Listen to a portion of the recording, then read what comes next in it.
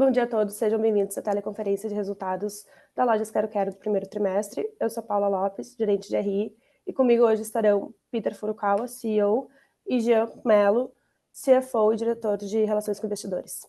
Passamos então agora para a agenda. Então, começaremos a nossa apresentação com os nossos pilares, passando pela expansão em projetos, seguidos os resultados do primeiro trimestre, e por fim, a sessão de Q&A. Passo a palavra agora para o Peter. Peter?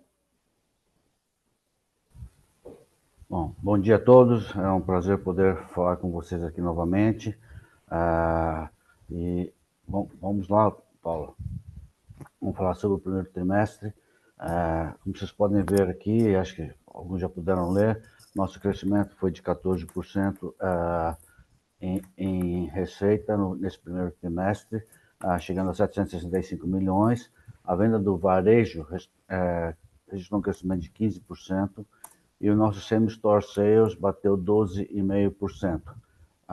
Ele é um crescimento razoável e um pouco maior que o que eu tinha ouvido falar no mercado. Nós tivemos as 3 categorias crescendo, mas a categoria de eletro, dado a venda um pouco maior da parte de refrigeração, dado o calor que a gente teve, puxou um pouco mais o crescimento para esse nível de 12,5%, mas todas as categorias cresceram razoavelmente bem. Abrimos 8 lojas nesse período, totalizando 576 lojas. Mais para frente eu vou falar um pouco mais sobre isso. Okay? Em termos de crédito e cobrança, nós ficamos num patamar de atraso sobre carteira de 90 dias de 10,8, que é um pouquinho em linha, um pouquinho abaixo com os trimestres, abaixo do que foi nos trimestres anteriores, mostrando ainda, acho que uma excelência na área de crédito e cobrança, ainda mais vendo que o mercado tem sofrido um pouco com isso. Okay? Acho que a equipe tem feito esse trabalho muito bem. Tivemos um crescimento de 17% na carteira de crédito, acima do desempenho do varejo, mostrando a maior utilização do nosso cartão, o que para nós é muito importante. Em termos de custos, nós tivemos um crescimento de lucro bruto de 8%, mas um crescimento de EBITDA de 20%, mostrando um pouco da nossa alavancagem e o amadurecimento das lojas. Ambas as despesas de vendas gerais e administrativas cresceram 11% no primeiro trimestre, e a nossa dívida líquida ajustada ficou em 333 milhões versus 303 do ano passado. Lembrando que a gente tem um pouco mais de dinheiro no FDIC esse ano. Tivemos investimentos de 12 milhões no primeiro trimestre. A venda digital, isso inclui todos os produtos que são vendidos na loja que não fazem parte do sortimento da loja, seja pela nossa plataforma da Loja Infinita, seja pelo site, seja por link de pagamentos, esse tipo de coisa. Então, chegamos a 26% da venda, que para nós é muito importante, nos permite otimizar cada vez mais o estoque. Quanto à cultura de alto desempenho, tivemos 40 novos gerentes formados nesse primeiro trimestre, temos 365 colaboradores no programa de desponte. Estamos sofrendo, como todos os varejistas, na questão de turnover, de desenvolvimento de pessoas, mas temos um foco muito grande nisso, como a gente sempre teve nesses últimos anos. Paula. Então, aqui mostra a evolução da nossa abertura de lojas. Foram 8 lojas. Nós fechamos 5 lojas do período dos últimos 3 anos que a gente abriu. A gente insistiu, mas teve regiões que a gente não conseguia formar as equipes que a gente precisava formar, então acabamos fechando essas lojas. Talvez um dia a gente volte lá, mas nesse momento a gente decidiu fechar. Um número muito pequeno de fechamento de loja, dado que a gente já abriu mais de 400 lojas aqui na Quero-Quero. 576 lojas em operação, 485 cidades, algumas cidades têm mais de uma loja. E reformamos 8 lojas ao longo desse ano. Esse ano nós estamos dando um pouquinho mais de prioridade para as reformas, que estão ficando muito boas também. Então, tivemos uma loja nova no Rio Grande do Sul, uma loja nova em Santa Catarina, 5 lojas novas no Paraná e uma loja nova no Mato Grosso. mas ainda colocando que basicamente 75% das nossas lojas, 72% das nossas lojas estão abaixo de 50 mil habitantes, e 85% abaixo de 100 mil habitantes. Então, acho que para o primeiro trimestre é isso, no final vou falar um pouquinho mais, e depois responderemos a pergunta. Eu vou deixar o Jean falar agora.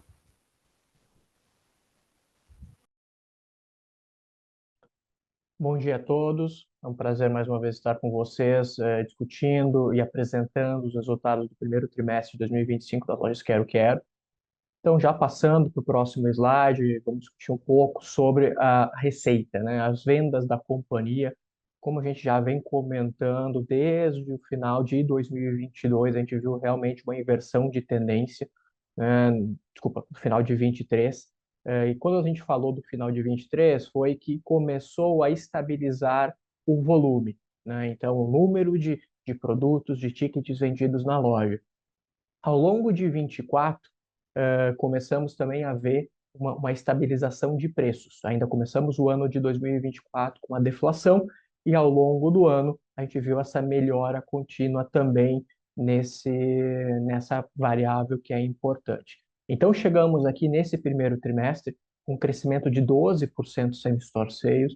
Vocês conseguem ver que é um crescimento até acima do segundo e do terceiro trimestre do ano passado, quando tivemos demandas adicionais devidos às enchentes do Rio Grande do Sul, com um crescimento de 16% de vendas totais da companhia.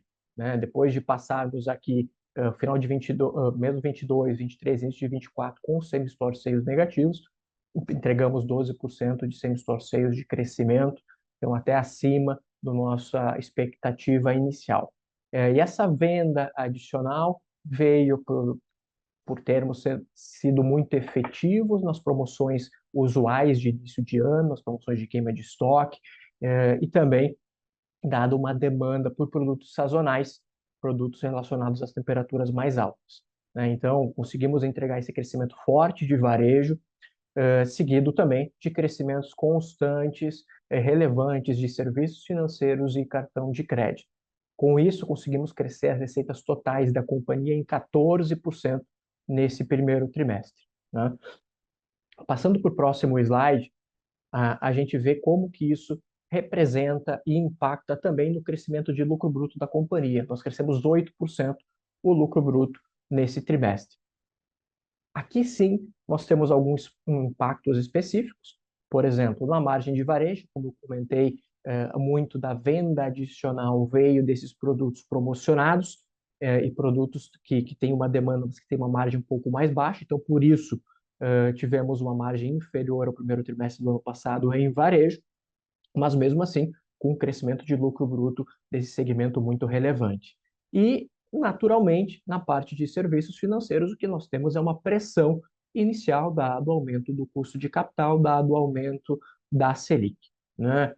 Conforme todo mundo acompanhou, até no final do ano passado houve um aumento, uma mudança de tendência e um aumento que vem se concretizando até agora da Selic. Consequentemente, nós temos uma pressão das margens, mesmo fazendo repasses graduais desse custo, como a nossa carteira média tem um prazo de 6 meses, né, na verdade, a carteira tem um prazo médio de 6 meses, esse esforço de aumento da rentabilidade vai ser concretizado apenas no segundo semestre desse ano. Então, também não é nada fora do esperado, dado o aumento da Selic nesse ano, né? Mas passando para o próximo slide, a gente consegue ver que as despesas continuam bem controladas, quando a gente olha a despesa de vendas e despesas administrativas e gerais. Quando nós comparamos com o primeiro trimestre do ano passado, aqui sim tem uma grande diferença, mas é na linha de outras receitas e despesas, pois no ano anterior, no mesmo período, nós tivemos um reconhecimento relevante de créditos fiscais, né? Mas, quando a gente passa para o próximo slide, fica claro que, ao excluir esses efeitos não recorrentes, como a gente sempre faz, né, nós tivemos aqui um crescimento, conforme o Peter já comentou, de EBITDA ajustado de praticamente 20%. Né? Então, isso é importante, que vocês conseguem ver essa evolução no EBITDA ajustado ao longo do tempo e também um EBITDA contábil na casa de 43 milhões de reais. Eu acho que isso continua a mostrar a tendência não só de crescimento de venda, né, de crescimento de receita, que a gente vem mostrando ao longo dos últimos trimestres, e também do potencial de alavancagem da companhia. É importante ressaltar que o primeiro trimestre é um trimestre com a menor sazonalidade de vendas e de resultados da companhia, né? Então, embora nominalmente aqui seja ainda um valor baixo de EBITDA ajustado, a gente consegue entregar um crescimento frente ao ano anterior. E quando a gente pensa nisso, muito puxado por essa demanda adicional do varejo, é algo que a gente espera também continuar vendo daqui para frente. No slide seguinte, a gente mostra aqui que o lucro líquido ajustado fica muito alinhado com o ano anterior, né? 13 milhões negativo no ano passado contra 15,7 milhões nesse ano. Mais uma vez aqui tem a influência de ser o trimestre com a menor sazonalidade de vendas e, consequentemente, de resultados. E, claro, também tem aqui um impacto, assim como na parte de serviços financeiros, o impacto do aumento da taxa Selic, né? Então, aqui dentro do custo da dívida, no resultado financeiro, isso vai se refletir ao longo desse ano, pelo menos mais forte ainda no primeiro e no segundo trimestre, quando o comparativo de taxas Selic, a diferencial é mais alto, né? Uma diferença aqui que contabilmente nós temos um prejuízo um pouco maior, é só a não reconhecimento contábil de 14 milhões de imposto diferido. Esse aqui é um imposto que nós temos direito, mas contabilmente, dado a não resultado tributável do trimestre, nós vamos aguardar para fazer o reconhecimento contábil desses créditos ao longo dos próximos trimestres, né? Que também é um efeito da maior taxa de juros e maior custo de capital. E aí, acho que é muito importante mostrar no próximo slide que a gente vem fazendo esse crescimento de receitas, e vem acompanhado, né, como vocês puderam ver, do crescimento de serviços financeiros, vem acompanhado do crescimento de carteira, mas um crescimento de carteira com um dos grandes objetivos que se mostra aqui, que nós conseguimos atingir, que é manter a inadimplência controlada. Nós chegamos ao final do primeiro trimestre com um pouco mais de 1,4 bilhões de carteira de crédito relacionado ao cartão de crédito Verde Card, né? E com um atraso sobre carteira de 10,8%. Né? Você consegue ver que é até um atraso inferior ao primeiro trimestre do ano anterior, bem alinhado com o que foi o primeiro trimestre de 22, o primeiro trimestre de 23 e mesmo bem alinhado conforme foi o primeiro trimestre de 29. Um dos grandes objetivos da companhia nos últimos anos foi manter essa inadimplência controlada. A gente vem conseguindo entregar isso conforme você consegue ver aqui em detalhe nesse gráfico trimestral. A carteira vem crescendo de uma maneira relativamente constante ao longo do tempo, acompanhando o crescimento da companhia. Então, não tem uma grande mudança aqui de estratégia, ou uma grande descontinuidade operacional, e mais importante, acompanhado dessa inadimplência controlada em níveis que nós consideramos plenamente saudáveis, dado a rentabilidade dessa carteira de crédito. Então, essa carteira de crédito cresce 16% frente ao primeiro trimestre do ano passado, sendo 8% diretamente da carteira de crédito com juros. Quando a gente olha o próximo slide, fica claro que o crescimento dessa carteira vem acompanhado, na verdade, vem devido ao crescimento da utilização do cartão de crédito Quero Verde Card, né? Então, esse é um cartão de crédito que a gente vê cada vez mais ativação de clientes, então mais clientes utilizando o nosso crédito e, consequentemente, trazendo mais rentabilidade para a companhia. Nesse primeiro trimestre, nós tivemos 24% de crescimento na utilização, no volume transacionado do cartão de crédito. Então, isso também, né, é um bom indício da continuidade do crescimento de carteira para os próximos meses, né? Então, se nós continuarmos a manter essa tendência de crescimento da utilização do cartão, consequentemente, a carteira deve continuar crescendo e esperamos, né, nosso grande objetivo é de manter essa inadimplência controlada, assim como a gente vem fazendo nos anos anteriores. E passando para o próximo slide, também acho que é o segundo grande variável que nós olhamos sempre com muito cuidado, que é a questão do fluxo de caixa, né? Vou discutir um pouco mais, sim, a questão da dívida líquida, mas conforme vocês podem ver aqui, desde 2023, nós optamos por investir menos, ou seja, diminuir um pouco o ritmo de expansão. Então, nesse primeiro trimestre, nós investimos 12 milhões de reais, um crescimento de 9% frente ao ano anterior, conseguimos abrir 8 lojas, né? Então, já bem adiantado frente ao nosso plano de abrir 20 a 30 lojas nesse ano. E são lojas que, ao longo desses últimos anos, vêm mostrando um rendimento, vêm mostrando uma rentabilidade muito interessante, uma maturação muito interessante. Então, essas lojas que a gente vem abrindo ao longo do tempo, né, principalmente nesses últimos anos, mesmo num cenário muito difícil, vem demonstrando um resultado muito interessante. Então, com certeza, conforme o cenário macro melhore, né, assim esperamos, essas lojas vão conseguir trazendo uma rentabilidade adicional muito relevante para a companhia, né? Então, investimos 12 milhões nesse trimestre, alinhado com os últimos trimestres dos anos anteriores, e aí a gente mostra aqui no slide seguinte que a dívida também se mantém muito controlada, né?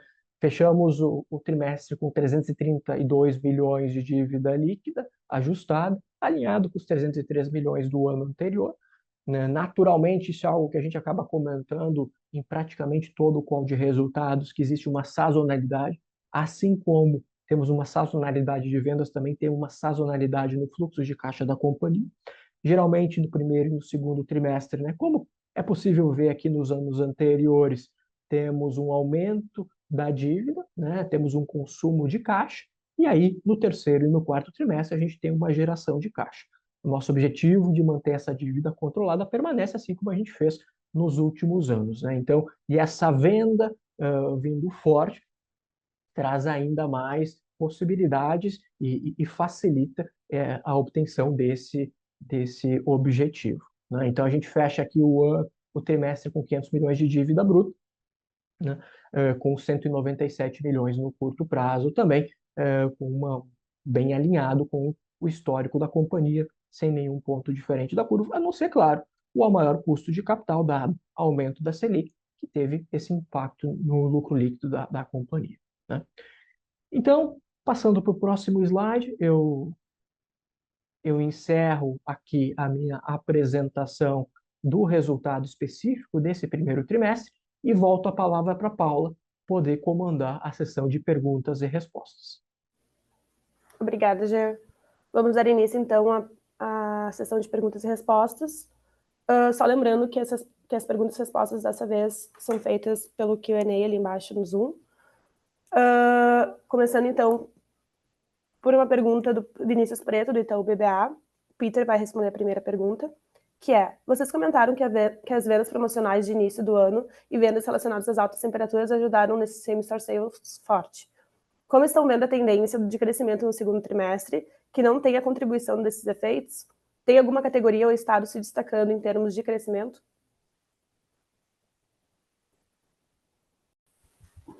Preto, bom dia, sempre bom falar com você. Bom, acho que antes de responder a sua pergunta, falar um pouco do cenário que a gente encontrou aqui no Q1, né? O Q1 não foi um passeio no parque para ninguém. Acho que poucas empresas devem ter achado que foi um trimestre fácil, né? Foi um trimestre difícil. Tem 350 bips de Selic maior do que o Q1 do ano passado. É pesado isso, né? O que reflete no segmento de material de construção na veia, as pessoas não constroem nesse período. Mas tanto em material de construção como móveis, a gente cresceu razoavelmente bem, mas a gente teve um crescimento maior em eletro, na parte de refrigeração, dado o calor que a gente sofreu. Então, mas todas as categorias cresceram, né? Como você pergunta do segundo trimestre, é um trimestre que continua muito desafiador. Eu acho até que o vale entre Selic do ano passado e Selic desse ano, acho que vai ficar até maior no Q2 do que no Q1. Tá? E lembrando que no segundo semestre do ano passado, a gente já teve o benefício, não em lucro, mas em vendas, da enchente. Tá? Lembra que a gente vendeu 30 milhões de reais a custo nos meses pós-enchente, durante o período. Então, em termos de volume de venda, talvez seja mais desafiador, mas a gente, aquela venda foi feita sem margem. Então, ainda assim, temos que buscar um resultado melhor do que fizemos no Q2 do ano passado. Tá? Acho que o nosso modelo se mostrou bastante resiliente nesse primeiro trimestre, porque, em teoria, tá, deveria ter sido bem pior do que o trimestre do ano passado, dado esse aumento da taxa de juros, e esse ambiente que a gente está vivenciando. Mas o pessoal foi muito criativo, veio com muitas promoções boas, fez com que a gente ganhasse market share. Tá? E também a utilização do nosso cartão fora, sabe que acaba revertendo para a nossa loja. Então, o cartão é a chave da nossa casa. A gente quer muita gente usando e vindo visitar a nossa loja. Então, isso também tem nos ajudado e espero que continue nos ajudando. Não posso dizer para você que tem uma diferença no comportamento dos estados. O que tem é que a maturação das lojas novas acabam acontecendo mais nos estados novos. Então, você vê um pouquinho de melhora no desempenho desses estados, mas é porque é natural, que é onde a gente concentrou, onde tem mais lojas novas. E no Rio Grande do Sul você tem as lojas mais antigas. Então, um crescimento um pouco maior nos outros estados, mas é devido a essa questão da onde se localizam mais as lojas que estão maturando. Acho que é isso, né? Obrigada, Peter. A segunda pergunta também é do Vinícius Preto, do Itaú BBA, e será respondida pelo Jean. Jean, sobre a dinâmica de margem bruta de varejo, quanto da pressão de margem veio da venda mais forte de liquidação e altas temperaturas, e como devemos pensar a margem recorrente daqui para frente? Acho que o grande diferencial de margem, quando a gente olhar versus o que seria uma margem média dos últimos trimestres, então, que veio um pouco abaixo nesse primeiro TRI, com certeza veio dessa venda que o Peter já comentou, promocional, e dessa demanda adicional por produtos específicos da categoria de eletro, que nós costumamos comentar, tem sim uma margem mais baixa frente à média da companhia, né? Então, quando a gente olha excluindo esses efeitos, a margem deveria ser muito alinhada com a média que a gente veio fazendo nos anos anteriores, tá? A gente não vê nenhuma grande mudança frente a isso, né? Por outro lado, vocês conseguem ver também que o lucro bruto, esse sim, permaneceu numa tendência de crescimento lucro bruto de varejo, né? Uma tendência de crescimento muito positiva, até acima, por exemplo, do trimestre anterior, né? Então, eu acho que se a gente for pensar em margem de varejo para os próximos trimestres, vai depender muito desse cenário que o Peter colocou, que ainda não é fácil, desse cenário de comparativo, mas eu acho que se eu pegar como média o que a gente vem fazendo no último ano, por exemplo, até alongando um pouco mais, é o que a gente deveria esperar, né? O ponto muito positivo desse primeiro trimestre é que, embora com essa margem um pouco mais baixa, o lucro bruto veio, e a gente trouxe mais clientes para dentro da loja. Eu acho que esse dado de same-store sales de 12% mostra que a gente conseguiu ganhar mercado nesse primeiro trimestre. É um mercado que a gente já vem comentando que está melhor do que estava, com certeza, em 2022 e 2023. Ano passado, a gente já voltou a crescer same-store sales. E essa é a expectativa para 2025 também, conforme a gente já conseguiu demonstrar nesse primeiro trimestre, né? E conseguir ganhar market share nesse momento também é muito importante, tá? Obrigada, Jean. A terceira pergunta também é do Vinícius e é para o Peter. Peter, como vocês têm visto a dinâmica competitiva, o posicionamento de preço e nível promocional dos competidores? E também a saúde dos players menores depois de alguns anos já de juros altos? Preto, eu vejo a concorrência sofrendo mais do que nós temos sofrido. Vejo alguns procurando a gente para ver se a gente tem interesse nas empresas deles. Quando você roda as lojas no interior, você vê que o nível de estoque dessas lojas diminuiu bastante, tá? E a gente está tentando maximizar, tentar ganhar esse market share nesse momento importante para a gente. Não estou a par de muitos concorrentes nossos que tenham crescido no patamar que a gente cresceu, tá? É isso que eu falo, que o nosso modelo é bastante resiliente, tá? A equipe é muito, muito boa mesmo no que tem feito, toda a empresa, né? Porque a venda é o resultado de todas as áreas da empresa que estão se esforçando para que a gente consiga ganhar mercado, né? Que é um foco importante nosso. E o cartão tem nos ajudado bastante com isso, né?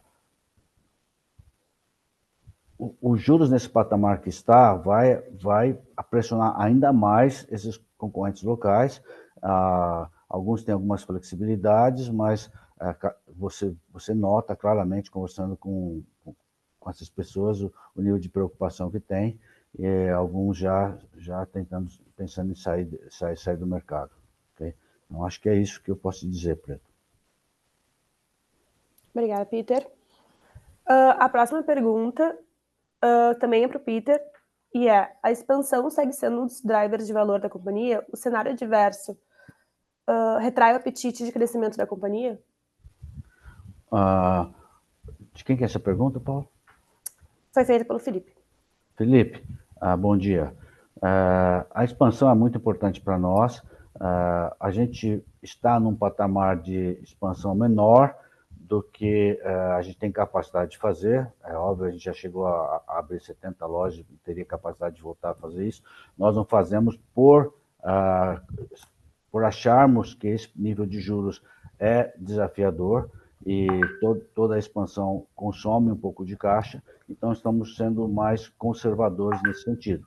Como o Jean já falou, nós estamos pensando no patamar de entre 20 e 30 lojas, mas estamos tendo bastante sucesso na abertura das lojas dos últimos 24 meses ou 30 meses, tem tido um resultado melhor até do que as anteriores. Okay?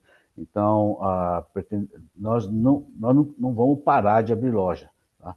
Mas nós também vamos manter o ritmo que a gente tem tido nesses últimos 2 anos. Obrigada, Peter.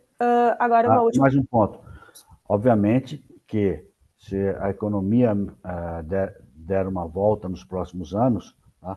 Voltaremos a expandir mais novamente, né? Isso para nós é óbvio, porque lugar para expandir não falta, tá? A gente só precisa a gente está fazendo o cherry picking nesse momento, né? O low hanging fruits é onde a gente tem abocanhado e tentado crescer. Okay? Obrigada, Peter. Seguindo o mesmo tema, a próxima pergunta também é para ti, Peter, e é do Ismail.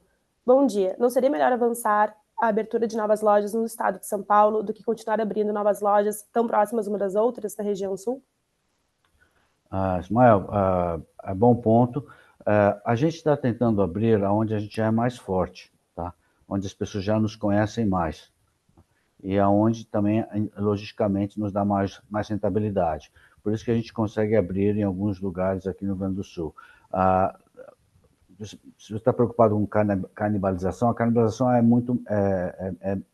pequena quando a gente abre uma cidade vizinha que tem 5, 10 mil habitantes, que é vizinha de uma cidade de 40 mil habitantes. A gente sofre muito pouco na cidade de 40 mil habitantes com essa abertura e ganha mercado significativo nessas lojas, nessas cidades menores.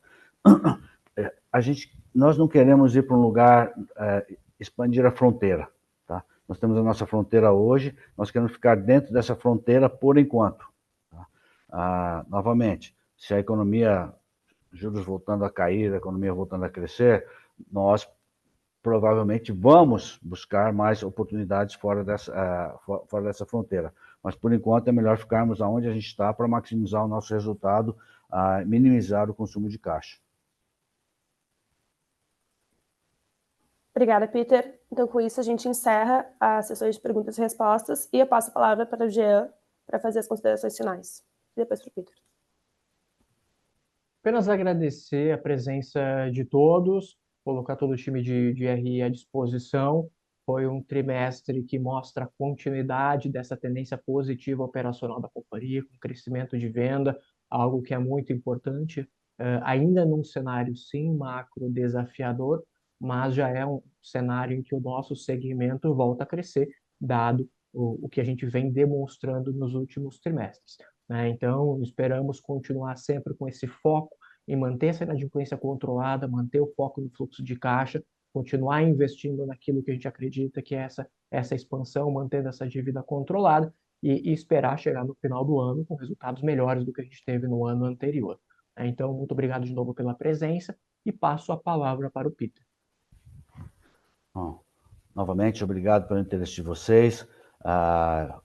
Nas conferências que a gente tem, eu encontro vários de vocês e é sempre bom conversar e ouvir e ver, sermos questionados por pessoas inteligentes como vocês. Esse primeiro trimestre foi um trimestre desafiador e eu acho que esse ano inteiro vai ser um ano bem desafiador. Do meu lado, eu estou muito feliz e orgulhoso também de ver a disciplina, tá, e a dedicação da equipe para conseguir fazer esse crescimento. Esse crescimento não é um crescimento que eu tenho ouvido falar no mercado, né? Então, realmente, é o fruto de um sacrifício maior que as pessoas têm feito aqui na Quero Quero e uma atenção e disciplina na execução. Okay? Temos um espaço para conseguir caminhar ainda grande, temos um market share ainda muito, muito grande para conquistar. Okay? Então, essas oportunidades existem e nós vamos fazer o máximo que a gente pode, sempre de olho no nosso fluxo de caixa, obviamente. Okay? Então, é muito bom fazer parte da Quero Quero, desse time que tem aqui, e acho que vamos continuar tendo um ano difícil, mas performando o máximo de desempenho que a gente pode ter. Tá? Um abraço a todos vocês, acho que por hoje é isso.